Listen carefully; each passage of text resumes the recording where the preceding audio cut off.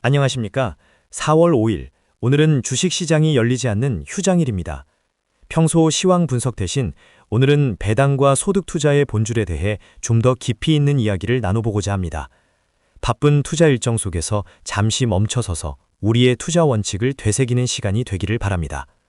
배당주 투자의 기본 원칙, 안정성과 성장성의 균형. 최근 현대차그룹의 소식은 성장과 배당의 관계를 이해하는 데 좋은 시사점을 제공합니다. 현대차는 유럽 전기차 판매 목표를 28% 늘리고 월드카 어워즈에서 고성능 전기차가 포르쉐 등 고급 브랜드를 제치고 최고상을 받는 등 전기차 시장에서의 입지를 곤고히 하고 있습니다. 이는 단순히 판매 증가를 넘어 기술력과 브랜드 가치를 동시에 높이고 있음을 의미합니다. 이러한 기업의 견고한 성장세는 장기적으로 주주들에게 안정적인 배당 수익을 제공할 수 있는 기반이 됩니다. 단순히 현재의 높은 배당 수익률에만 현혹되기보다는 기업의 핵심 사업이 미래에도 지속적으로 성장할 수 있는지, 그리고 그 성장이 현금 흐름으로 이어져 배당 여력을 확충할 수 있는지를 함께 살펴보는 지혜가 필요합니다. 성장하는 기업은 배당을 꾸준히 늘리거나 특별 배당을 지급할 여력이 생기기 때문입니다. 또한 LG에너지솔루션이 볼보 전기차에 탑재된 중국 배터리에 대해 특허 소송을 제기한 사례는 기업의 핵심 경쟁력이 얼마나 중요한지를 보여줍니다. 강력한 지적재산권은 기업의 독점적 위치를 보호하고 장기적인 수익성을 확보하는 데 결정적인 역할을 합니다. 이러한 경쟁 우위는 결국 안정적인 현금 흐름을 창출하고, 이는 다시 주주들에게 배당의 형태로 환원될 수 있는 중요한 요소가 됩니다. 배당 투자는 기업의 현재뿐만 아니라 미래의 경쟁력까지 함께 고려해야 하는 종합적인 안목을 요구합니다. 주주 환원 정책의 진화와 배당 투자의 기회. 최근 공시 집단 기업의 지분율 판단 시 자사주를 제외하는 방안이 논의되고 있다는 소식은 주주 환원 정책의 중요성을 다시금 일깨웁니다. 그동안 기업들은 자사주를 매입한 후 소각하지 않고 보유함으로써 잠재적인 주가 부양 효과를 제한하고 지배구조 강화 수단으로 활용하는 경우가 있었습니다. 그러나 이러한 논의는 기업들이 자사주를 매입하면 소각으로 이어지게 하여 주주 가치 제고에 더욱 적극적으로 나서도록 유도할 것입니다.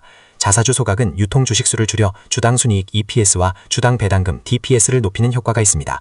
이는 기존 주주들에게 매우 긍정적인 신호이며 장기적인 배당 수익률 상승에도 기여할 수 있습니다. GS글로벌 김성원 사장이 자사주 1억 원어치를 매입했다는 소식 또한 경영진이 회사의 미래 가치를 긍정적으로 평가하고 있음을 보여주는 강력한 신호입니다. 이러한 경영진의 자사주 매입은 시장에 대한 신뢰를 높이고 주주 이익을 중시하는 기업 문화를 반영합니다. 나라꽃간을 채운 국책은행들이 정부에 1.9조 원의 배당을 했다는 소식은 배당이라는 것이 단순히 상장 기업만의 이야기가 아님을 보여줍니다. 이는 안정적인 수익을 창출하는 기관이 그 이익을 자본을 제공한 주체에게 환원하는 기본적인 원리를 잘 보여주는 사례입니다. 배당 투자는 기업의 이익이 주주에게 돌아오는 가장 확실한 경로 중 하나이며, 이러한 주주 환원 정책의 변화는 배당 투자자들에게 새로운 기회를 제공할 수 있습니다. 복리의 마법, 인내심이 만드는 장기적 가치. 휴장일인 오늘 잠시 복리의 마법에 대해 생각해보는 시간을 갖는 것도 좋겠습니다. 복리 투자는 당장의 높은 수익률보다는 꾸준함과 인내를 통해 장기적인 부를 축적하는 전략입니다. 매년 지급되는 배당금을 재투자함으로써 원금뿐만 아니라 배당금 자체에서도 다시 수익을 창출하는 선순환 구조를 만들어냅니다. 이것이 바로 복리의 마법입니다. 최근 고환율, 배우 조인성 씨의 환율 관련 발언이 주목받았던 것처럼 고유가와 같은 거시경제적 변동성이 커지는 시기일수록 복리 효과를 통한 장기 투자의 중요성은 더욱 부각됩니다. 인플레이션으로 인해 화폐 가치가 하락하더라도 배당금을 꾸준히 재투자하여 자산 규모를 늘려나간다면 실질 구매력을 유지하거나 오히려 늘려나갈 수 있습니다. 초보 투자자에게는 복리의 개념이 다소 추상적으로 느껴질 수 있지만 핵심은 시간을 친구 삼아 꾸준히 투자하는 것입니다.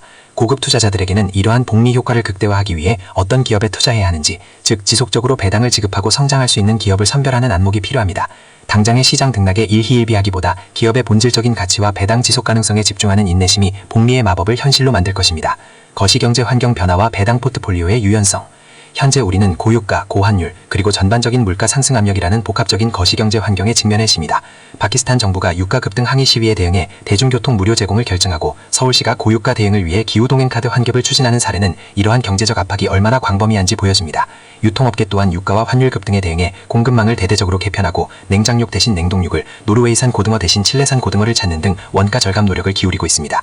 이러한 환경에서는 기업들의 수익성 또한 영향을 받을 수밖에 없습니다. 원자재 가격 상승은 생산 비용을 높이고 고환율은 수입 기업의 부담을 가중시킵니다. 따라서 배당 투자자들은 이러한 거시경제 변화에 강한 내성을 가진 기업들을 포트폴리오에 포함시키는 유연성을 발휘해야 합니다. 예를 들어 필수 소비재, 유틸리티, 헬스케어 등 경기 방어적 성격이 강한 섹터의 배당주들은 경제 상황이 좋지 않을 때에도 상대적으로 안정적인 현금 흐름을 유지하는 경향이 있습니다. 소비자들은 경제 상황과 관계없이 기본적인 생활 필수품이나 서비스를 계속 소비하기 때문입니다. 물론 에너지 섹터는 유가 상승 시 수혜를 볼 수 있지만 그만큼 변동성이 크다는 점도 간과해서는 안 됩니다. 은퇴 포트폴리오를 설계할 때도 이러한 거시경제적 위험을 분산할 수 있도록 다양한 섹터의 배당주를 균형 있게 편입하는 것이 중요합니다. 안정적인 배당 수익은 은퇴 후 현금 흐름의 중요한 버팀목이 될 수 있기에 변화하는 경제 환경에 대한 이해와 유연한 포트폴리오 조정은 필수적입니다. 오늘 브리핑이 여러분의 투자 여정에 작은 도움이 되었기를 바랍니다. 다음 주에 다시 찾아뵙겠습니다.